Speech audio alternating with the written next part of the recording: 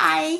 Oh, hi. We're trying to play toy with Toby at the same time as we do this. Hi. Start over. No, it's okay. I'm Carol. This is my daughter, Casey. Hi. And that noisy dog is Toby. He gets so mad when his ball goes under the couch, but we couldn't find it. He just thinks it's under there. But anyway, Casey's going to take over the video pretty much for me because she made muffins day before yesterday. I don't know. Sometime she made some muffins, and they were really good, and they were low in sugar. Mm-hmm. Right? I forgot to see what website I got it off of. Does that matter? It's okay. Okay. Because you kind of changed it up anyway. Yeah. Made it your own. Okay. Just you want to tell them about them? Well, I'm going to show pictures. I'm going to put the recipe in the description down there. Okay. All right, here's the ingredients for banana zucchini muffins. In a large bowl, you sift the flour, baking powder, baking soda, cinnamon, and salt together. All right, and then in another bowl, I smushed the bananas, and then I mixed the eggs, sugar, oil, applesauce, and vanilla with it. Then I stirred in the dry ingredients, and I just used a whisk to stir it up good. And then you add the grated zucchini. I put them in, I made a dozen regular sized cupcakes. And then what I did was I've heard if you put rice in the bottom of your pan, that it's supposed to absorb some of the oil if you have oily muffins. You can see on the bottom in a minute, it just made it where it browned uneven, but it was still good. I don't know that I'd do that again unless it was I thought I needed to. But anyway, I used cupcake liners on the regular ones. I didn't have mini cupcake liners, so I just put it in there because it was non-stick. But anyway, it made a dozen regular cupcakes and 2 dozen mini. This is Mom. I thought these were excellent muffins, but I never met a muffin I didn't like. But anyway, Casey changed the recipe a little bit around by putting the applesauce in instead of, I think she said oil. And I thought they were really good. Very, very moist muffins. Hi, okay. Oh, I was going to read you a book. I forgot what we were doing. I wasn't going to read you a book. I was going to tell you about a book. It's Kate Young, Southern Sass and Killer Cravings. It's what are these called? I forgot what the series is. I couldn't find the name of the series. Well, anyway, it's a series. Oh, Mary Jean Brown. That's what it is. The Mary Jean Brown Mysteries. Anyway, Mary Jean Brown comes back home to help her sister run the Peak Diner that's been in their family. And then her mom that had passed away, they didn't have the best relationship. She comes back. They're on this island off of the Georgia coast. Yes. You're not there yet, I guess. She is. She's dead. Oh. But there's this, they call it the Island Spirits. I want to say this is around Cape Cod, or anyway, it doesn't matter. No, it's not Cape Cod. It's in Georgia. Obviously, I don't know. Down. That doesn't matter. It's in some little island off of the coast. And they talk about these island spirits that some people, the ghost comes back to help you before they can cross over. So in fact, I think your stepbrother and his wife live on an island, or she grew up on an island. Her parents live on an island off of Georgia. It could be this island. It could be. Anyway. You'll have to ask her. Yes, I'll have to ask her if she read this. But it was I just really liked these books. It's one of those that I felt was real well written, and it was funny. And the ghost, some books I read that has a ghost in it, they're just kind of weird, but this really wasn't. I just thought it was really fun. Well, I just started it, and I really like it so far, so I'm anxious to read the next 2. The series is only 3 books. I was really disappointed. I'm reading the 3rd, and I don't want it to end. But anyway. Casey needed to be somewhere, so she's left, so you just got me. The muffins she made were really good, super moist. I think the applesauce made them very, very moist. They were very dense, but they tasted wonderful. They were really good. Okay, back to this series. the Mary Jean Brown Mysteries. These are not new books. These are old. This one, the first one was published in 2019. I think the third one was published in 2021. And let me just read you the little blurb so you can get some idea if you want to read it or not. For generations, the women of the Brown family on Peach Cove Island have been known for their southern sass and sweet homemade desserts at their beloved Peach Diner. Since their mother's passing 2 years ago, Mary Jean has been stuck in Atlanta while her sister Jenna Lynn has been running the family business. Now, Mary Jean has left her abusive husband and returned to the hometown where she can almost feel Mama's presence.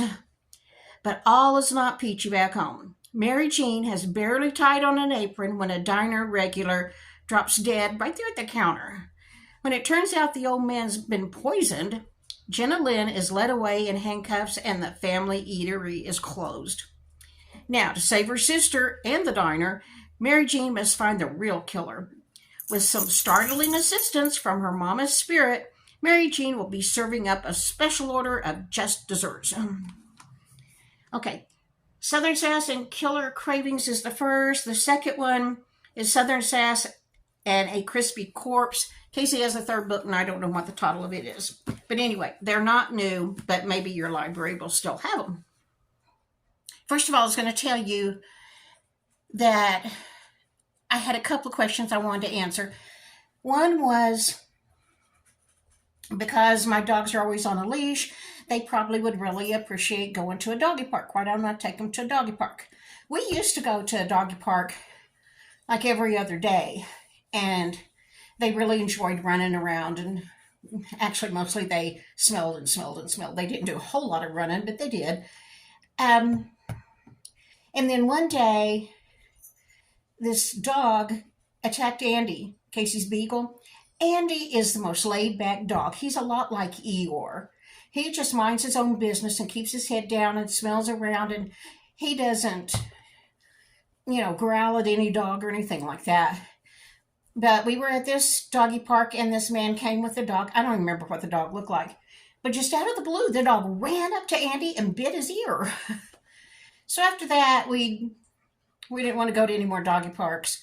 Neither one of us can afford a big vet bill. And shortly after that, I was watching a YouTube video that a veterinarian put out, and he was saying how he would never take his dog to a doggy park because he had treated too many dogs that were just viciously bit at doggy parks. So no, we don't go to doggy parks. But I just learned about something that I'm going to check into sometime. There's an app, and I forgot the name of it, but I'll put it right up here. There's an app you can download, and there's some company, it's kind of like renting an Airbnb, except you're only renting the yard. And they have to be fenced in, and when you rent them, the dogs you bring are the only dogs that are going to be in the yard at that time. And 30 minutes before and 30 minutes after, they don't let any dogs be there, so you can come and go without running into other dogs. And I got the app and looked, and Amarillo has 4 or 5 places. It's a little pricey for me, but we might do that every now and then. You never can tell. If I thought the yard looked safe enough and like someplace I wanted to be. Depends on what part of town it's in and what the yard looks like in the pictures. But anyway, I thought I'd pass that information along. Somebody out there might be interested in doing that. Especially those of you that live in your vehicle with a pet. That might really be something you'd be interested in. And then another question was, would I ever want to get married again? No. At this stage of my life, absolutely not. I just turned 70. I've been divorced since I was 37, I think. A long time. I'm used to being my own boss. I'm used to running everything. Pardon me. I'm used to making all the decisions. I think it would be really difficult for me to have another adult live in my apartment with me. And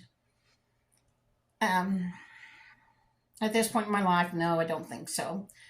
There was a time in my life when I really, really, really wanted to be married again, but it just didn't happen.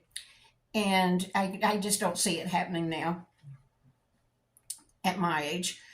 Another question was, well, that just went right out of my mind. Oh, well, let me tell you some more about the 72-hour kit. Everything in my 72-hour kit is an old item, like an old nightgown, or like the gloves. They were mismatched gloves where I'd lost one and just had one left out of a pair, which most people probably would have thrown away. But I thought, in an emergency, if you were cold, you wouldn't care if your gloves matched or not.